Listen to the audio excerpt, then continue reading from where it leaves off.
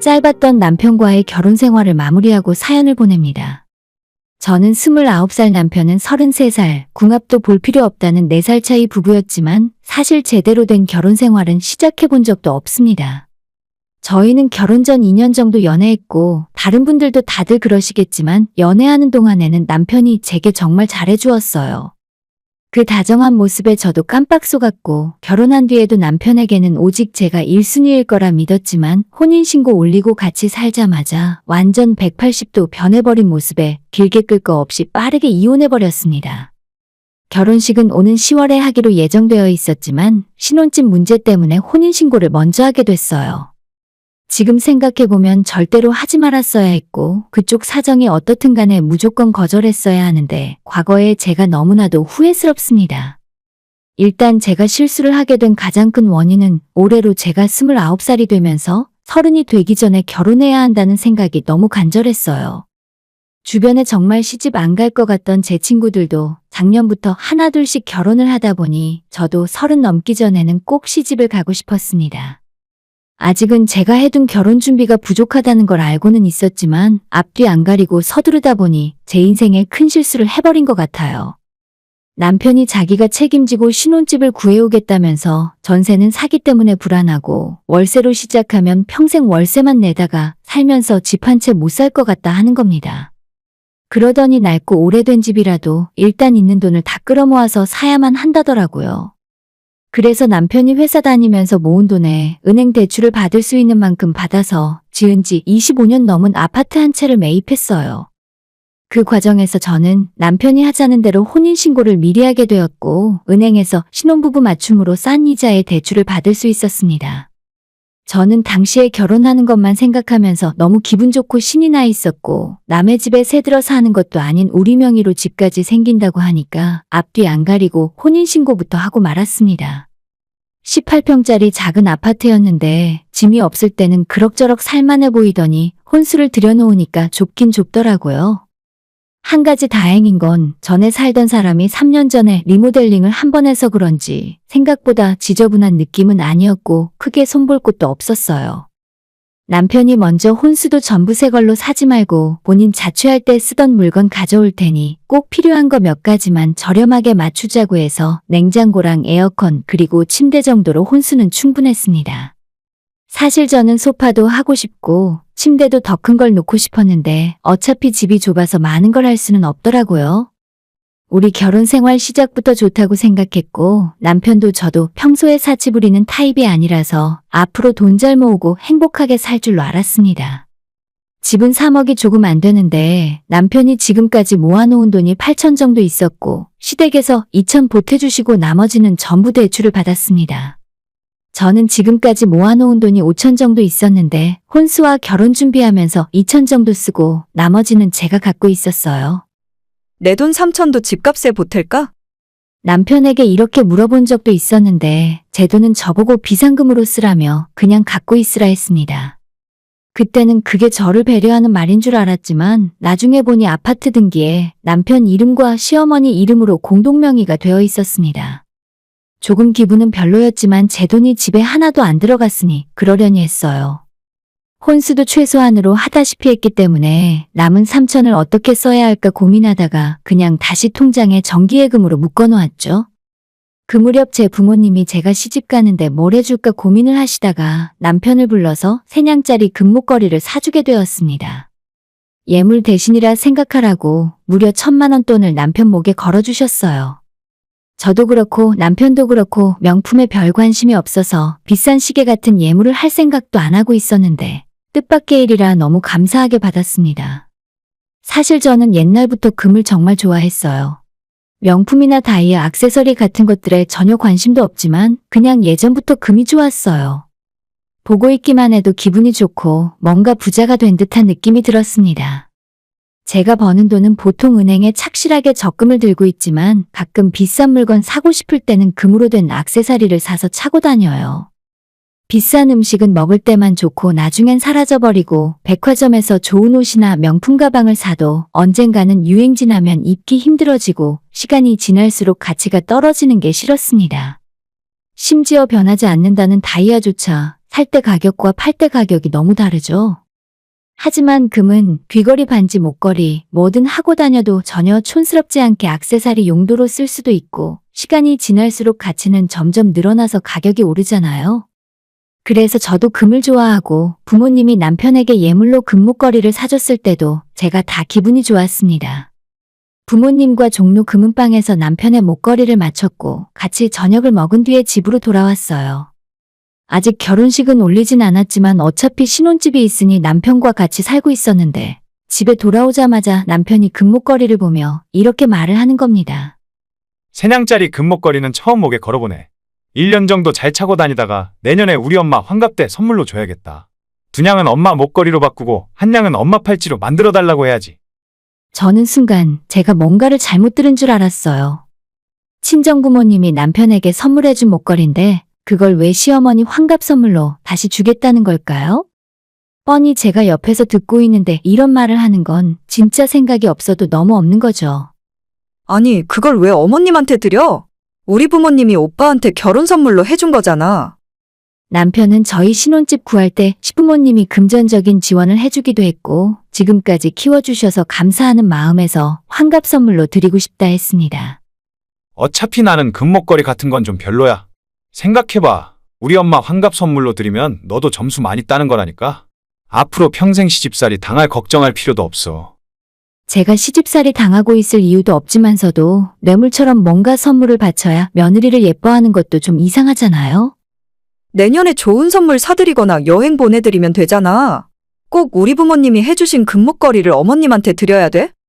남편은 제가 몇 번씩이나 들었던 시어머니가 고생한 레파토리를 읊으면서 고생한 엄마한테 좋은 것만 해드리고 싶다더군요. 우리 엄마 진짜 혼자서 돈 벌어서 나랑 내 동생 대학까지 다 보냈어. 엄마한테 주는 건 아무것도 안 아까워. 시댁 쪽 집안이 아버님은 술 드시고 놀러 다니면서 가정에 소홀하셨고 대신 어머님이 혼자 일하고 돈 벌어서 아들 둘 키우셨다는 거 알고 있어요. 그런데 그게 뭐 어쩌라는 말인가요? 내 남편 지금까지 잘 키워주셔서 감사하다고 저희 부모님이 사주신 금목걸이 갖다 바치며 인사드려야 하는 것이 맞는 일인가요? 남편이 본인 돈으로 시어머니한테 금덩이를 사주던 다이아몬드를 사주던 제가 알 바가 아닌데 아직 결혼식도 안 올렸으면서 우리 부모님이 사준 목걸이를 시어머니 환갑 선물로 주겠다고 하는 건지 이해할 수가 없었습니다. 아, 나는 싫다고. 그럴 거면 차라리 목걸이 다시 돌려줘. 그냥 우리 부모님이나 차고 다니라고 하게. 다시 달라고 했더니 줬다가 뺏는 게 세상에 어디 있냐면서 저희 집은 평범하게 잘 살아서 이런 금목걸이도 얼마든지 하고 다녔겠지만 자기 부모는 없이 살면서 고생만 하느라 평생 금 붙이는 구경도 못 해봤다며 꼭 드려야겠다 하더군요. 말도 안 통하고 그때부터 남편이랑 이야기하고 싶지 않았습니다. 혼인신고 올린 이후로 남편이라 부르고 있긴 하지만 아직 결혼식도 안 올렸고 겨우 대출 때문에 혼인신고만 빨리 한 것에 불과하거든요. 제 부모님의 생각도 예물 필요 없다고 하니 그저 좋은 마음으로 남편 목에 금목걸이 하나 걸어주고 싶었을 뿐이었습니다. 그런데 자기 엄마한테 가져다 주겠다는 이런 반응을 보니 괜한 짓을 했구나 싶더라고요. 일단 이 문제에 대해 서로 감정이 격해지는 것 같고 더 이상 돈 문제 때문에 싸우기 싫었습니다.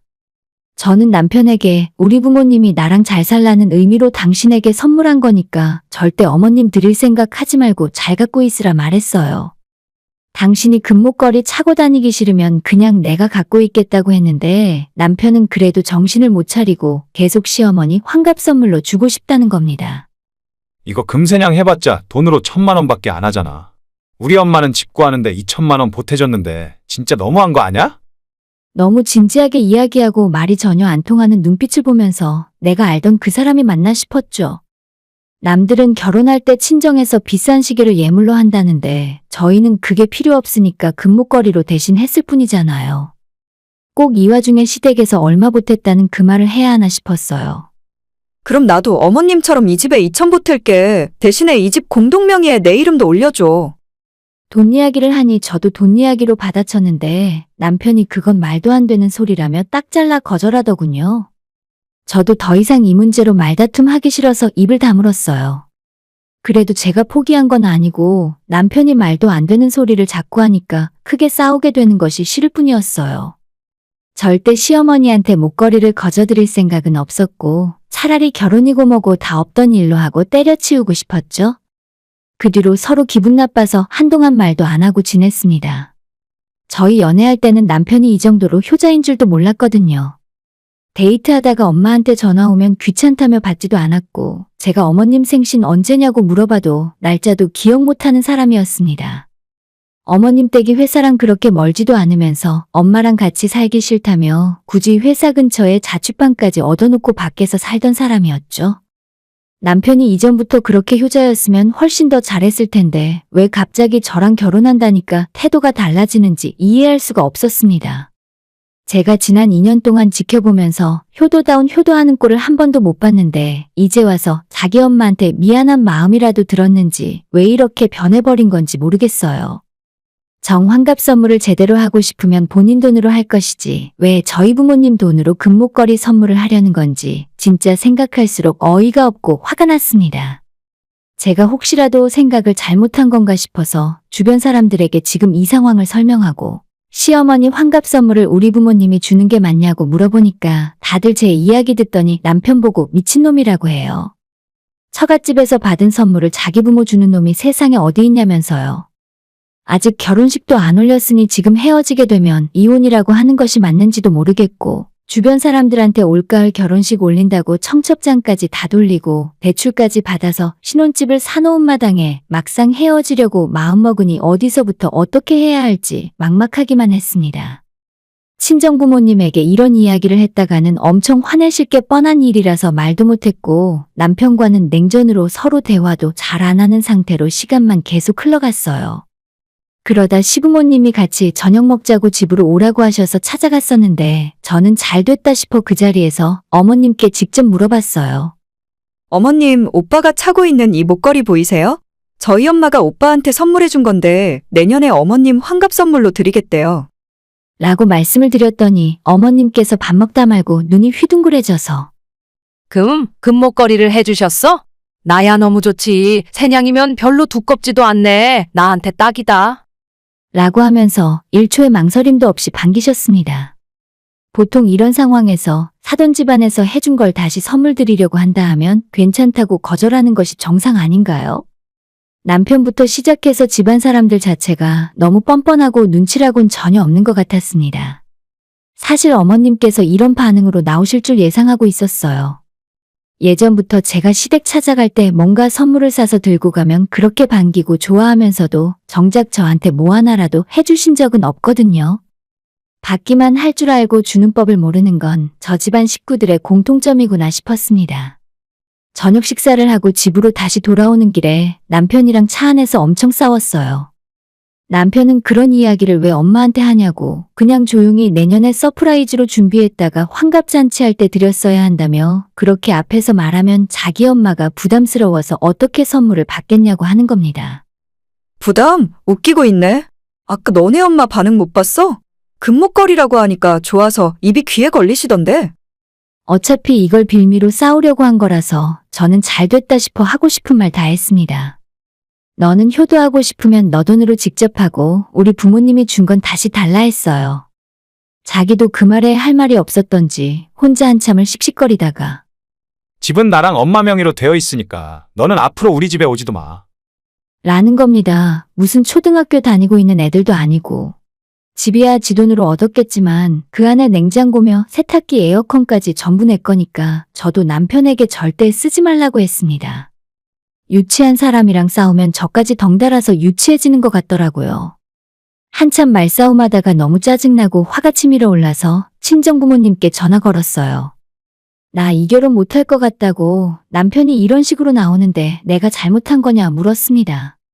저는 솔직히 아빠한테 조금은 혼날 줄 알았어요. 결혼이 장난이냐고 서로 맞춰가며 이해하고 남편이랑 화해하라 하실 줄 알았는데 아빠는 저보다 더 크게 화를 내시면서 벌써부터 남편 놈이 그딴 식이면 싹수가 노랗다며 앞으로 결혼 생활하는 내내 시부모만 챙기고 처가집안이나 저를 찬밥 취급할 게 뻔하니까 차라리 지금 끝내는 게 맞다고 하셨죠. 엄마도 옆에서 같은 생각이라 하셨고 끝낼 때는 끝내더라도 목걸이 사준 건 꼭 다시 돌려받아서 오라셨어요.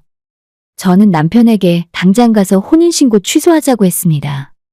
남편은 해볼 테면 알아서 해보라는 식이었고 다음날 구청 찾아가서 물어보니 그냥은 취소가 절대 안 되고 소송까지 하다 보면 절차가 생각보다 복잡한 것 같더라고요. 그냥 합의 이혼 절차 밟기로 했고 신혼집에 있던 살림살이는 며칠 후에 사람 불러서 전부 뜯어 부모님 댁으로 갖고 들어왔습니다. 남편 놈은 끝까지 자존심 부리면서 후회할 거라며 저보고 그런 정신머리로 어느 집에 들어가서 며느리 노릇을 하고 살겠냐 하더라고요. 마지막으로 금목걸이 다시 내놓으라고 했더니 처음 며칠 동안 제 말을 무시하다가 안 주면 신고하겠다 했더니 갑자기 잊어버렸답니다. 금목걸이 부담스러워서 차고 다니지도 않는 사람이 잊어버리긴 왜 잊어버려요? 다 끝난 마당에 구질구질하게 굴지 말고 빨리 내놓으라고 했는데 진짜 잊어버려서 없답니다. 진짜 없다니까? 내가 차고 나간 것도 아니고 집에 뒀는데 사라졌어. 너가 짐 빼면서 가져가고 생사람 잡는 거 아니야? 되도 않는 소리에 화가 머리끝까지 나서 집에 도둑 들었다 신고하고 경찰분들과 함께 남편의 집으로 쳐들어갔습니다. 제가 하루 이틀 본 것도 아니고 표정만 봐도 무슨 생각하는지 대충 알아요. 경찰 2명과 함께 집으로 들어오니까 당황해서 땀을 삐질삐질 흘리더군요. 5분도 안 지나서 남편 출근할 때 들고 다니는 서류 가방 안쪽에 있던 금목걸이를 제가 찾아냈습니다. 그게 거기 왜 있지?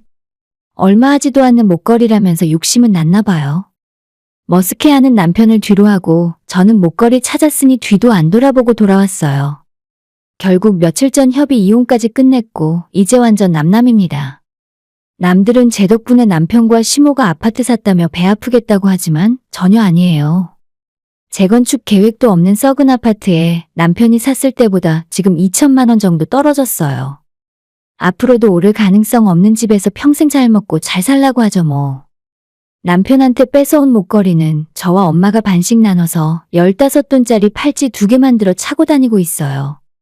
저딴 놈한테 주기엔 목걸이가 아깝고 이제 제대로 된 임자를 만난 것 같습니다. 오늘의 사연은 여기까지입니다. 구독과 좋아요, 알람 설정 부탁드려요. 다들 행복하시고 좋은 하루 되세요.